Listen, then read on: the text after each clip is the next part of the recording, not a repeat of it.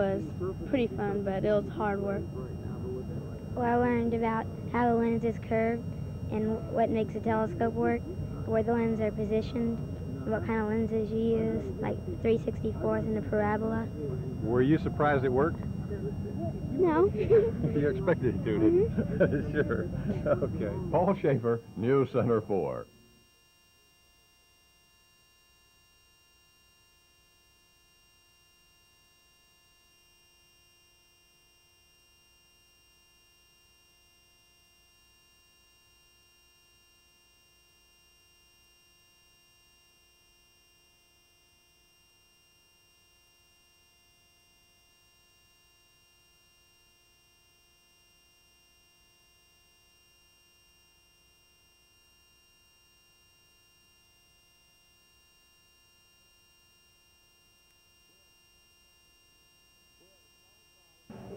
We have a slight problem in that the sun's not out. So it's kind of hard to take silhouettes or backlit pictures when we don't have a Steve good light Skipper, source. So what Pat we're gonna Neff do, we're Middle gonna School switch Industrial today's Arts teacher. assignment with what you're going to do next week. Okay, let's go to work. This is a class in photography. He also teaches drafting and electronics. Okay, you're off and running. Which one, David? To a visitor, it may look as if his students are going in all directions. Well, they are. Oh, who's Working first in groups, today? students are covering all Okay, steps okay, in ribbon, photography, what you got? and somehow Skipper manages personal attention. Women in sports. Okay, that's great. I enjoy it very much. I like working with the youngsters, and here at Pat Neff we have an atmosphere where we can have a good time, and everybody does their job and learns. It's quite enjoyable. It's a good picture. Where'd you shoot that, in the gym? The 34-year-old teacher has been at this school all 8 years of his teaching career. He has a bachelor's degree from Southwest Texas State University and a master's from UTSA. Skipper's efforts in the classroom have been recognized by his peers who have named him the Teacher of the Year in the Northside School District. Congratulations, Steve Skipper. Paul Schaefer, News Center 4.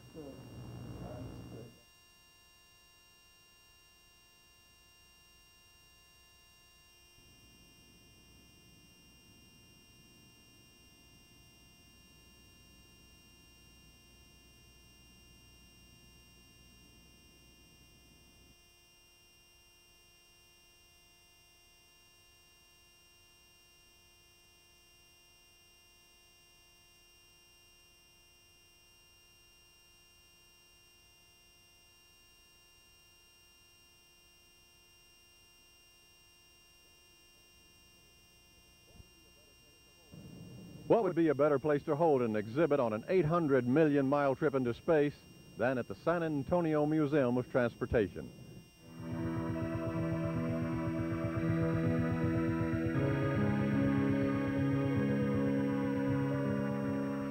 Encounter with Saturn. This is a collection of color photographs of that planet and its moons taken by Voyager 1 last fall. It includes many photographs that have not been released to the public until now. Museum director Joe Zwatsky said this encounter with Saturn was produced by the Oregon Museum of Science and Industry in Portland and made available through the Association of Science Technology Centers in Washington, D.C. It's a mind-boggling exhibition, looking at the colors and all the other things we've learned from Saturn, the rings that surround it. It's just, photographically, it's a beautiful exhibition, and scientifically, I think it's a very important exhibition for us. San Antonio was selected as the first city to display the exhibit during its 2-year nationwide tour. Encounter with Saturn will be on exhibit 7 days a week in the Museum of Transportation at Hemisphere Plaza through June 27. Paul Schaefer, News Center 4.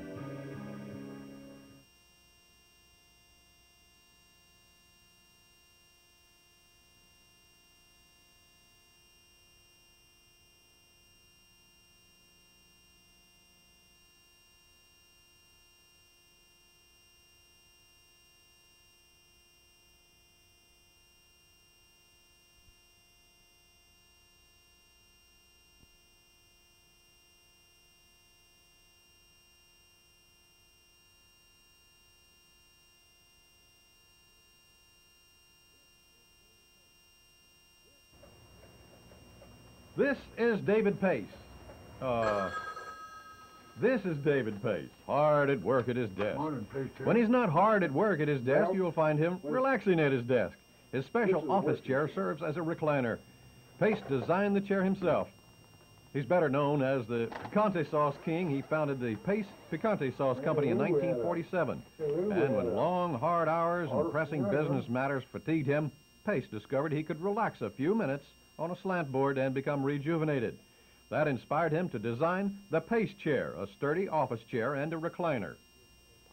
We secured the services of a patent attorney, and he made a search and found that this was new and novel, and we secured a patent on it. At that time, I got very interested in the chair along with the food business. But the food business grew so, and I just set the chair aside. Pace sold the Picante Sauce business recently and now concentrates on making and marketing his chairs.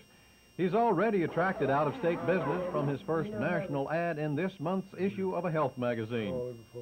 Well, it's time for Pace to get back to work, so we'll say goodbye, or perhaps good night, David Pace. Paul Schaefer, News Center 4.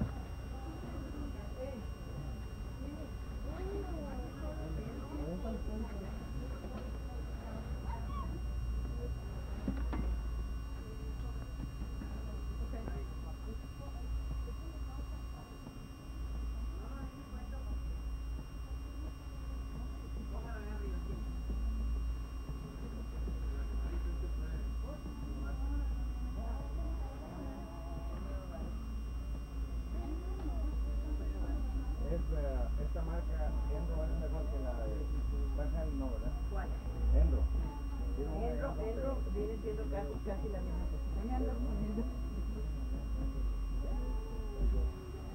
¿Cómo esta? Ah, 16 y medio. Está más para acá.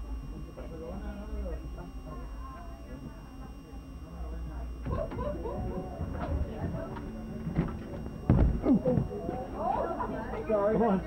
Okay.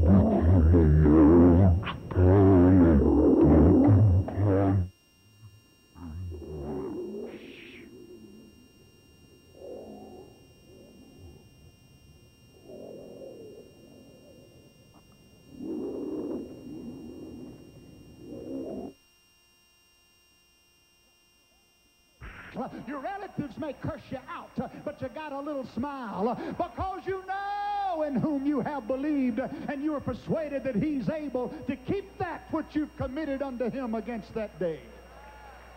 Hallelujah.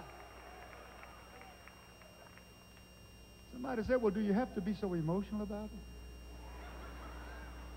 Do you?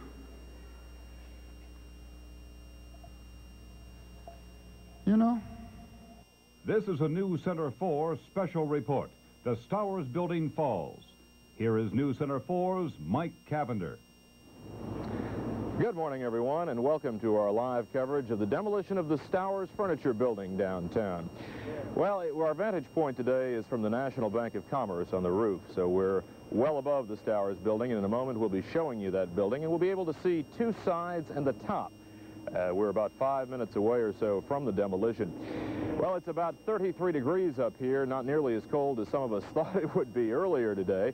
The winds are calm. It's actually a good day for an explosion like this. No wind to carry the dust far from the site. So about 400 people are downtown now, gathered all along the Riverwalk and behind the barricades. The police have barricaded 2 blocks around the Stowers Building, that, of course, for safety measures.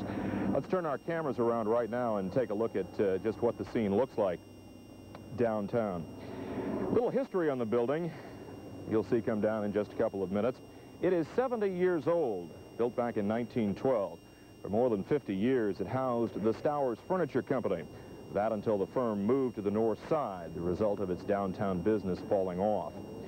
The property is now owned by the Frost Bank Company, and once that building is demolished, the lot will be cleared in preparation for construction of 2 Frost Tower, the second Frost Bank building. That's expected to be finished in 1984. Believe it or not, it will take only 6 seconds to level this building. It is being done by the implosion method. That's where the dynamite charges will be set off in sequence so that the building collapses in on itself. 240 pounds of dynamite are being used. They will be set off electrically in a series of 12 separate explosions. That's 2 every second. I'm told, though, that our ears probably will not be able to pick up all 12 separate blasts. Well, the wrecking crews have spent weeks preparing the building for demolition. The explosion was to have taken place last Sunday, but some of the blasting caps needed didn't arrive in time, so the event had to be postponed until now. And actually, the weather is much better this week than it was last. Store windows around the area have been boarded up. A plastic cloth has been draped over the bottom couple of floors of the Frost Tower. Some of the street area right around the Stowers Building is now covered with soil and sand. That happened yesterday. That's designed to protect the streets and the utility pipes and the cables underneath. We were a little worried about rain and high winds, but they wouldn't have affected the wrecking company's plans. They were a little worried about low cloud cover, and that's what would have held up this explosion. That's because if the clouds were too low, the shock waves would have bounced off and possibly caused some damage to surrounding buildings. But that's not the case. It's a beautiful day, and as far as we can tell, everything's going along as planned. After this is over, you'll see what will be 400 tons of debris on that lot, debris that the wrecking company will begin clearing up later this morning. Well, we're about 2 minutes away now. You might remember that the last building implosion in San Antonio was back in June 1978. That's when the old Elks Club was demolished.